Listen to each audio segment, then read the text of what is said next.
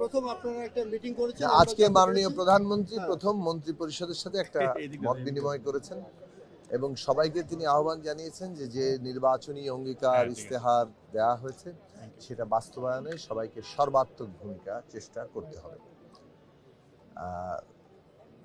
এই যে সর্বাত্মক চেষ্টা, এটা এমনভাবে তিনি উপস্থাপন করেছেন যেটা আসলে কেবল একটা কথার কথা নয়, মানে অপ্রয়োজনীয় সময় যাতে ব্যয় না হয় এবং মূল কাজগুলো যাতে প্রাধান্য দেওয়া হয়, সেক্ষেত্রে অন্যান্য আনুষ্ঠানিকতা ধরনের আড়ম্বর ধরনের কর্মসূচিগুলো কিংবা প্রোগ্রামগুলোকে যথাসম্ভব পাশে সরিয়ে মূল যে কাজগুলো, বিশেষত নির্বাচনী অঙ্গীকারের ইস্তেহার, সেগুলো পালনে সচেষ্ট হতে হবে, ভূমিকা রাখতে হবে।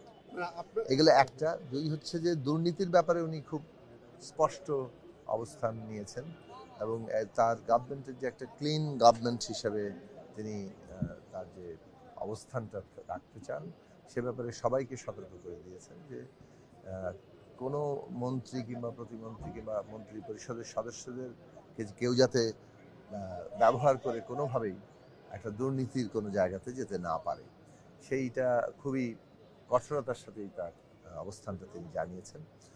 এবং মূলত আজকে যে বিষয়গুলো নিয়ে আলোচনা হয়েছে সে তার মধ্যে আশু যে আগামীকাল থেকে রমজান শুরু হচ্ছে, সেখানে মানুষকে কিভাবে স্বস্তিতে রাখা যায়, দ্রব্যমূল্য থেকে শুরু করে মানুষের বিদ্যুতের চাহিদা, অন্যান্য সব দিক থেকে সবগুলো পরিবেশ যাতে ঠিক রাখা যায়, সেই বিষয়টা এখন সবারই প্রায়োরিটি, সবার অগ্রাধিকার এই জায়গায়।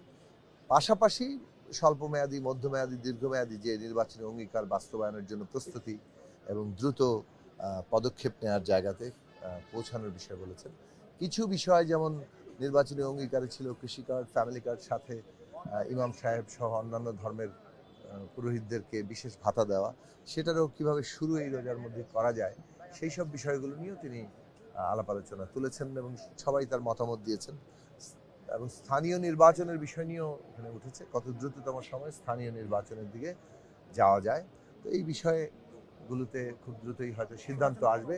আর সরকারের দিক থেকে মাননীয় প্রধানমন্ত্রী 180 দিনের একটা কর্মসূচি পরিকল্পনা তুলে ধরবেন এবং সেইটা অনুযায়ী সরকারের আপনার মিনিস্ট্রি, নিজস্ব যে মিনিস্ট্রি, সেইখানে সেটা তো মূল মাদার মিনিস্ট্রি একটা, এই যে অর্থনৈতিক অবস্থায় কর্মসংস্থান জন্য এটার একটা বড় ভূমিকা আছে। আমরা তো অর্থ এবং পরিকল্পনা, আজকে অর্থ মন্ত্রণালয়ে আসলে আমরা প্রাথমিকভাবে পরিচিত হয়েছি সবার সাথে।